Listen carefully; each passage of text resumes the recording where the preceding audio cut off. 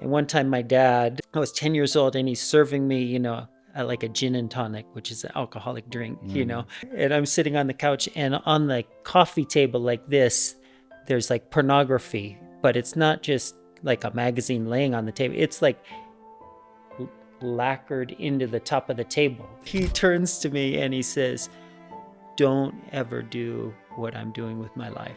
In my experience and in my observations in life, the most satisfying and deepest pleasure comes from finding meaning.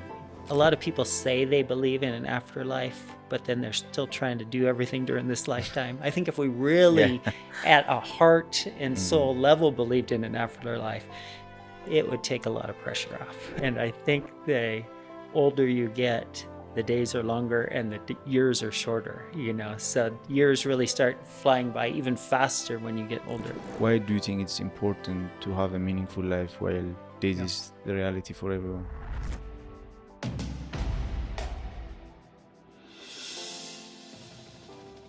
Pleasure to meet you, Dr. Dan.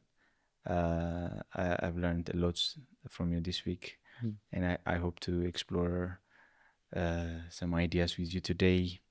Thank you for being my guest. Thanks for having me. Thanks for the spontaneous invitation. Yeah, that's how I work. That's how my brain works. It's not like a 6 months plan. It's just spontaneous always. Maybe it's a sign of creativity. Maybe. Do you consider yourself as a creative person? In some senses, not as creative as I'd like to be, but I think I'm more on the artistic side than not, so. There's a difference between being artistic and being creative? It depends how you define art, so I'm not thinking just painting or drawing or things like that. I'm thinking any kind of creation of something. So I think my art comes in taking other people's ideas and creating something new with those ideas, or taking something chaotic and bringing order out of it. That's kind of my artistic side. So it may not look like something you see in a museum, but I think it's still somewhat artistic. Like an architect is an artist, The reason why I asked is the way you teach, your mechanism is very artistic. It's not predictable. Every time you come up with questions, images, quotes, and you make us think creatively.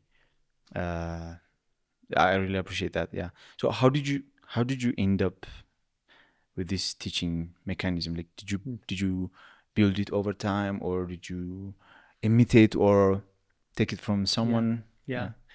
So Tinsae, kind of the master's degree that you're getting right now, I got when I was, 20 years ago, 25 years ago. I took a similar type of master's degree in leadership. And one of the teachers was an expert in kind of adult learning and mechanisms. And she, I think I learned so much from her that I thought, kind of like you said, this week, it was like eye-opening, like, learning can be so different than what I'm used to, and so much more life-changing. So you mentioned, we have different exercises, and I think the reality is that when you're teaching adults have a lifetime of experience. Yeah. And so you need to tap into that lifetime of experience in order for them, because they can, when you kind of get it going, people in the classroom can teach each other much more. You've got 30 people with a lifetime of experience versus one teacher with one lifetime of experience. There's so much more knowledge in the room than there is coming from the one teacher person. So if I can create an environment where people are sharing their lifetime of experience with one another, I think we're going to get a much richer educational setting. That is amazing. Yeah. That is amazing. I mean, I see some teachers, lecturers, professors trying to ask questions, but they don't really ask that question. They don't listen the feedbacks from the students. They just ask because they want to bring their point at the end. But the last question you asked us about personal development, that was crazy. It touched, like, one guy was saying like it touched like on that's really amazing. Yeah, today I wanna discuss about meaning in life. Why do you think it's important to think about purpose in life, meaning in life? Yeah.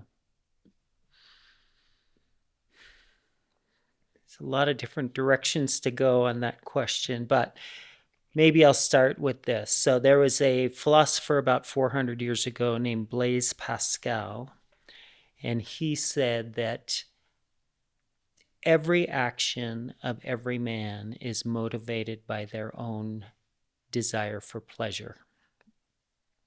And he was very smart, and he was a mathematician. He created the theory of probability, and he was also a theologian.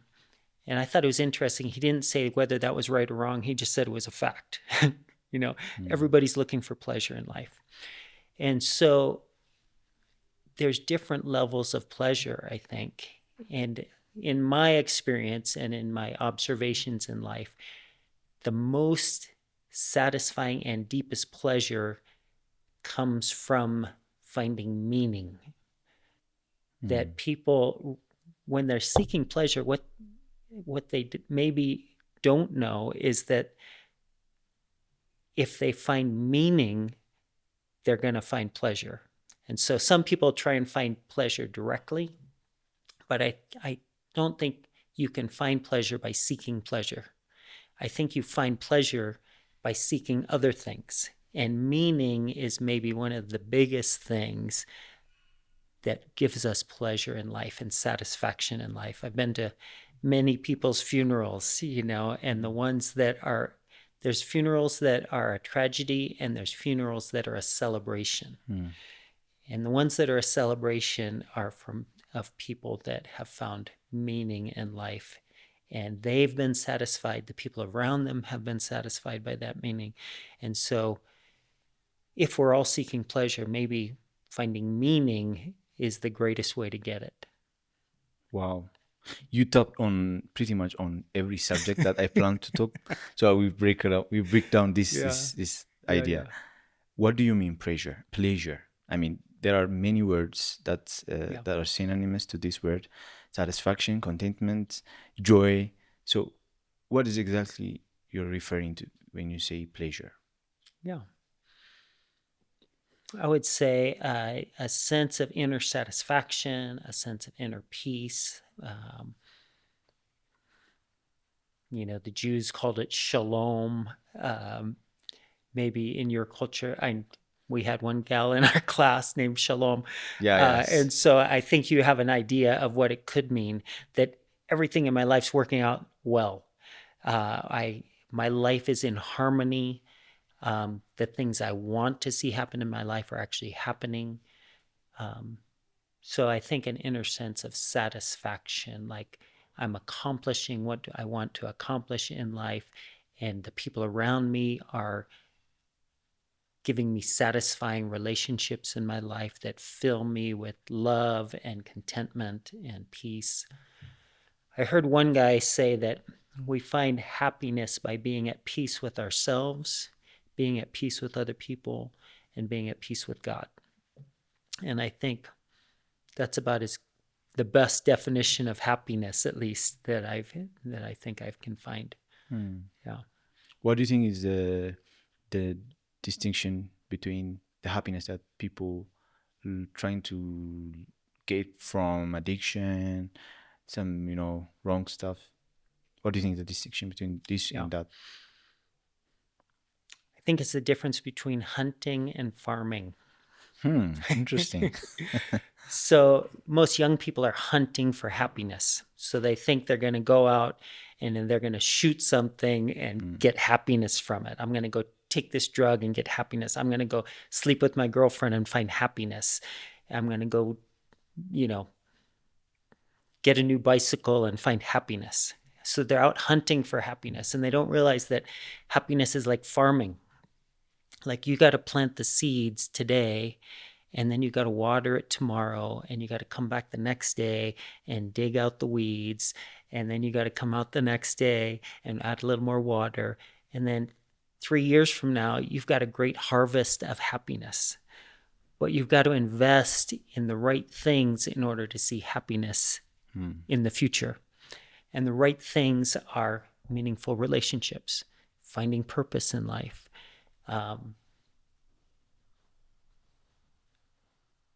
giving away yourself to other people, which is totally counterintuitive. You know, if I think I want to get happiness, I got to get as much stuff for myself as I can. But actually the opposite is true. As I give away myself to others, 3 years down the road, I'm much more happy than the guy that got everything for himself. And so it's not that easy you can't hunt for happiness and get it. You need to farm for happiness over a long time and do things that may not look like happiness in the moment, and you get happiness, a harvest of happiness when the season comes. Beautifully said. That's really rich. Did you think you found that happiness, that pleasure now? To some degree. I haven't arrived yet. So on one side of it, if I died tomorrow, I'd feel like I lived a totally satisfying life and I'm ready for it to be over, so to speak, you know. On the other side, I think I'm still very selfish and I'm still a hunter for happiness too much, you know, that I think if I farmed more for happiness, I would be more satisfied than I am today. So I don't think I'm perfect, but I have seen it. So I have a friend in Tajikistan. Yeah. And he's a local guy in Tajikistan. And there's a company in America that sells shoes, and they promise that for every pair of shoes we sell, we'll give away a pair of shoes to somebody that needs shoes. So he's in Tajikistan. He receives all the second pairs of shoes, you know, from this company to give away to people in the villages. So he spent the last 20 years in villages giving away shoes to people. And as he was doing that, he realized these people don't just need shoes. Some of these kids, they need homes. You know, he was bumping into all these homeless kids living on the streets, and he's giving them a pair of shoes thinking, why am I giving you a pair of shoes? You need a home to live. And so over that 20 years, he adopted 17 kids. And he has 5 kids of his own. And he and his wife and these 22 kids live in like a 50 square meter apartment, you know. So I went to go visit him. And they don't have any furniture because they can't fit furniture in there and 22 people at the same time. So they just have some mats in the corner that they sleep on, and they pull them all out at dinner time. So we're all sitting in this circle of, 25 people eating dinner. And the kids were going around kind of telling their stories, and everybody's laughing and crying together. And I thought, this is what everybody on the planet wants. They want this feeling of belonging. They want this feeling like I'm in a community that loves me and accepts me. I'm not alone.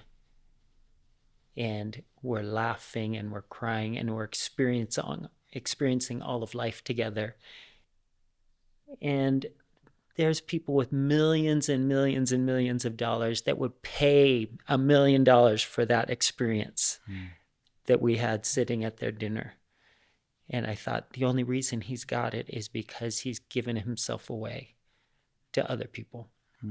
And over 20 years of farming and giving himself away, he's created for himself what everybody on the planet wants. Wow. Yeah. Amazing. Yeah. You two traveled to Azerbaijan, Kyrgyzstan. Yeah. You left home from US and lived there over 15 Yeah, like years. 16 years, yeah. Yeah, so you had how do I say it? Successful mission during your stay there, no? How do you explain that, like you left the most rich country and went to those countries and lived there, built a family. Most people will assume living in the US is successful or happy life, but you went there for purpose. Yeah. How does that bring you joy? And yeah. So I think I was fortunate enough during my time at the university that I had a chance to see some other cultures. So I visited what was then Yugoslavia while I was a student. I visited Bulgaria. I visited the Soviet Union during that time while it was still the Soviet Union. And when I went there, okay, so growing up, my parents were divorced when I was 7 years old. And I remember distinctly. So after my parents got divorced, we would spend some time with my mom, and then we would go and spend some time with my dad.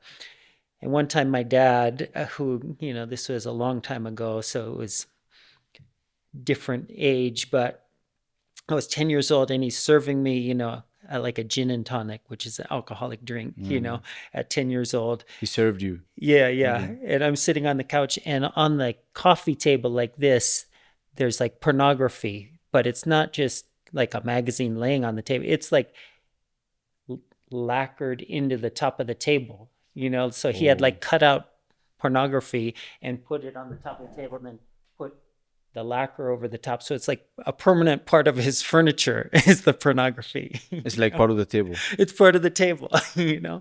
And so I'm 10 years old, I'm drinking alcohol, looking at his pornography on his table, Maybe it's your first time.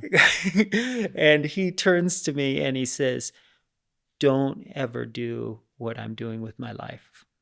Oh, okay. So I knew that's not the answer. Women and alcohol are not the answer for me.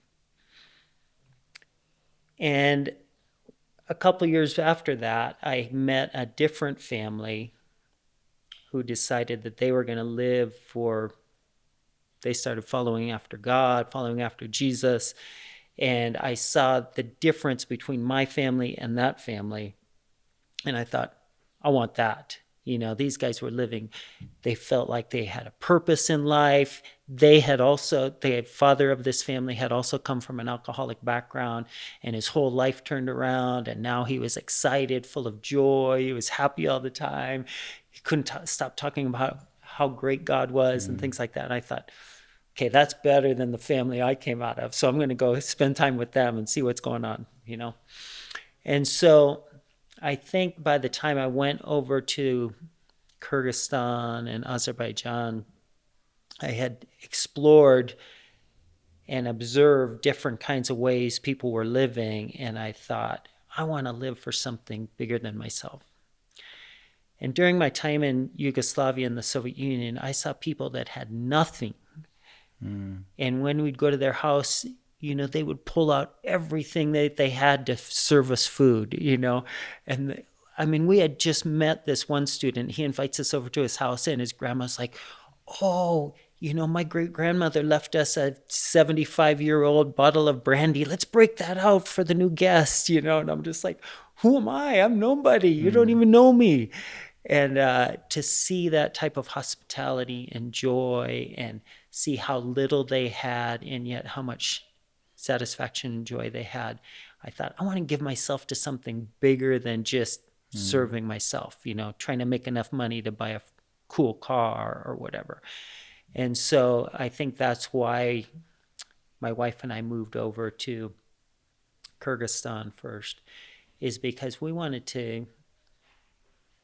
had realized that just getting stuff for ourselves is not going to make us happy, and it's not going to make us the kind of people we want to be. I want to be a person that's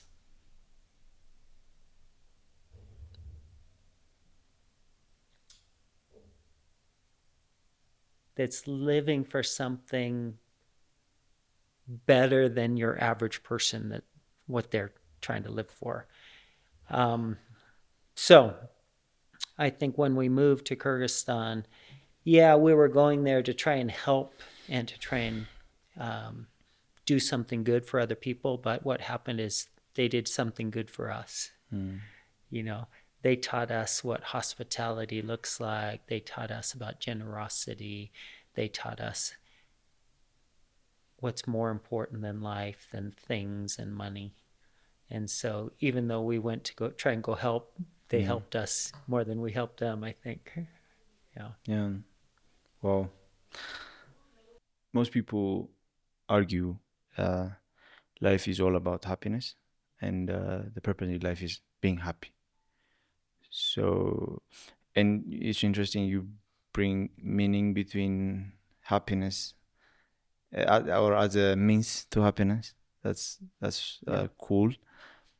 Okay, I'm going to stop you right there. I'm going to say I'm not arguing that people want happiness in life. I think everybody wants happiness in life. I just think most people don't know how to find it. So I agree with everybody else that you're talking about, that happiness is the main thing. But I think most people are looking for happiness in the wrong place. Life can be meaningful or meaningless or wasted. We're all dying.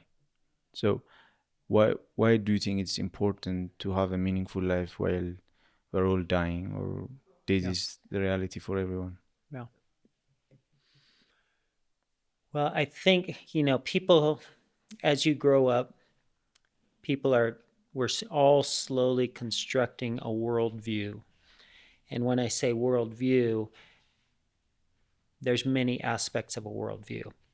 One is, where did we come from? The other one is, where are we going? What is the meaning of life? What do I do with good and evil? Things like that. So everybody's trying to construct this mental picture to make sense of the world. And science has told us that the mental picture that makes sense of the world is that, there was a pool of water a long time ago and the sun was so shining that, it caused the molecules to move around, and that slowly transformed over billions and billions of years into us. And if that's what helps you make sense of your life, you have a lot of pressure on this next 50, 60 years to get as much of this life as you can, because there is no purpose to life. If we just came from a pond of water, any purpose that you find in life is imaginary. There is no standard purpose for life in that, because everything's an accident. And so that means you got to pack as much stuff into this 60 years as you can to try and find some sort of happiness out of it. And that's a lot of pressure on that 60 years. Another thing that's a lot of pressure is not everybody starts at the same starting line. Yeah. Yeah. You and your friends in Ethiopia are not starting at the same starting line as people in Beverly Hills in California, that are movie stars and children of movie stars, And so it's not fair to begin with. And it's a ton of pressure to try and suck everything you can out of this 60 years. But if the picture that you use to make sense of life is that this 60 years is just a temporary assignment or a time, so one book calls it that our lifetime is a test, it's a trust, and it's a temporary assignment. If that's the picture that you have of life, then I don't have to do everything during this life, because after this life, there's a lot longer life that I get to live. And I don't have to try and suck all the pleasure out of this 60 years, because I've got a zillion years to be satisfied and enjoy, and that I can actually give myself away during this 60 years and get even more satisfaction in the next 10 million years. So I think it really depends on your picture on your worldview of what you believe comes before this life, what comes after this life, of what you think of death. So I think for me, death is like, there was a guy during Holocaust in Germany. He was a theologian. He said that death is the glorious passageway to a better place. And so if you could consider that death is just a passageway to someplace better, it's nothing really to be afraid of or to feel like we have to. Do you guys use the term bucket list? Yes. Yeah. I don't know if we have the one word, but yeah. Yeah. So I don't have to do everything on my bucket list during this lifetime because I got 10 million years left to finish off the bucket list later, So for those who believe in afterlife, it's more easier than for those who doesn't believe in afterlife. I think a lot of people say they believe in an afterlife, but then they're still trying to do everything during this lifetime. I think if we really, at a heart and soul level, believed in an afterlife, it would take a lot of pressure off. Yeah, that you're becoming 60 in the coming months. Yes. You lived, twice mine because I'm getting 30 this April. Congratulations. Thank you. I feel like the time flew very fast. How do you see yourself? Like, do you think about days? Do you think the time went very fast? Yeah. We have a phrase, especially once you start having kids, that the days are long, but the years are short. And I think the older you get, the days are longer and the years are shorter, So years really start flying by even faster when you get older. Okay. But you still have to be productive during each day. Yeah. So I think I'm not so concerned about getting closer to death. There's an author that's written a lot about stories and the kind of universal way that stories are crafted. And usually in a story, we have a hero, and the hero tries to solve some problem, And in order to solve the problem, so let's say you got Superman who's trying to kill all the bad guys that are going to destroy the world. Usually during the story, when the hero is trying to solve a problem, he has to make a sacrifice in order to solve that problem. And usually the hero goes through a transformative process to become a better person while he's solving the problem. So maybe Superman was kind of selfish at the beginning, and then throughout his giving away his self and his superpower, maybe he has to give it up in order to save some little girl or something like that. He becomes a less selfish person. And so by the end of the story, he saves the world and he's a better person. And he sacrificed a lot to make that happen. Yeah, true. And that makes a good story. Yeah, true. That's my life story. So I'm in the part of becoming a better person. Yeah.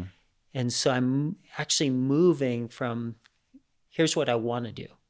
I want to move from being the hero of the story, of my own story, to being a guide for other heroes. So in some stories, like I don't know if you watch Star Wars or Harry Potter. You got some old wizard who's like the guide for Harry Potter so that Harry Potter can be successful. I want to move into that guide role to help other people be successful, because that's more satisfying for me at this stage of life than just being the hero. That's good. Yeah. As you put it, like every story has two conflicts, internal conflicts. The character have experienced that experience internally, and external conflict, which saving the girl. Yeah.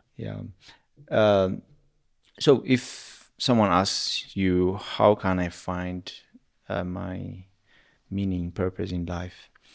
What are a few easy steps to find purpose in life? Well, you mentioned before we started that I don't want this just to be about religion or about something, but I do think everybody needs a worldview that answers the question, where does meaning come from? And so for me, meaning comes from a creator who created me for a special purpose. and then is actively involved with me each day, unveiling what that purpose is. And as I live out that purpose, that's where I find meaning. So if you don't have that higher spiritual being that's giving you purpose, you have to figure out where you're going to get it from. So for those people, I don't have an answer necessarily. And good luck finding your own answer on that one. For me, I have a higher power, not just a power, a personal being who's the person of Jesus that I interact with on a daily basis. And so he's not just wrapping his arms around me and telling me he loves me every day, which he is, but he's also like a guide and a counselor and unveiling like what's the next step in me living out the things for which he's created me. There's a verse in the Bible that says he's already prepared good things for me to walk into every day. So I wake up each day wondering, I wonder what God has for me today. It's like this fun adventure. And one of my life values is adventure. And so God must have known that. And so he creates this fun new adventure. So here I am sitting in Ethiopia, getting to teach awesome students that are making my life more rich by teaching me about Ethiopia and about other cultures. So every day is like this fun new adventure, walking into the good things God has for me. So I would say if you want to continue to block out God or a spiritual being from your existence, you got to go figure out where you're going to find meaning and purpose on your own. But if you're willing to accept that maybe there was a creator that created us, it would only make sense that that creator created us with a purpose and a design. And when we live out that design, we find more satisfaction in life than when we ignore that design or run away from that design. So you are saying only the creator can say what's your purpose? Yeah. Like every prop that you use. Yeah. Do you think it's possible to find a purpose without God? There was a guy in Nazi Germany who spent a lot of time in a Nazi prison camp. His name was Viktor Frankl. And he wrote a book on man's purpose in life, or man's pursuit of meaning in life. And he said that there's a few things that make up a meaningful life. Is one, you need to find something important, some important goal that you wake up to accomplish each day. And then he said, you need to find something bigger than yourself to be involved in. And so I do think even for the crowd that denies God or whatever, if you find something bigger than yourself to give yourself to, that's at least a step in the right direction. So a cause that's more important than just you. If you see yourself as like the most important thing and the center of the universe and everything else should revolve around you, you're going to be dissatisfied with life because it usually doesn't work out that way. But if you find something to give yourself away to that's bigger than yourself and helps other people, I think you could actually find some pretty good meaning in life. Yeah, that's beautiful. You already touched it one way or another, but purpose, meaning, it applies with relationship with people around, with the people around, with the world. Yeah. So yeah, say something about that. Yeah, I think we were created as relational beings. Probably two of the biggest human needs are for love and belonging. Both of those can only happen in relationship with other people. And so I think as we pursue meaning, people have to be part of that equation for meaning. So I have to pursue meaning through people, through relationships with people, because I need to experience love in order to find meaning, and I need to experience belonging in order to find meaning, whether that's belonging with a family or an adopted family or a group of people that have similar interests that I do. It's all about relationships. Yeah. And so love and belonging, I think, are essential pieces of meaning and satisfaction in life, and those come through relationships with people. true. Yeah, one guy was sharing us a story about people who are in acts of violence or different wild expressions.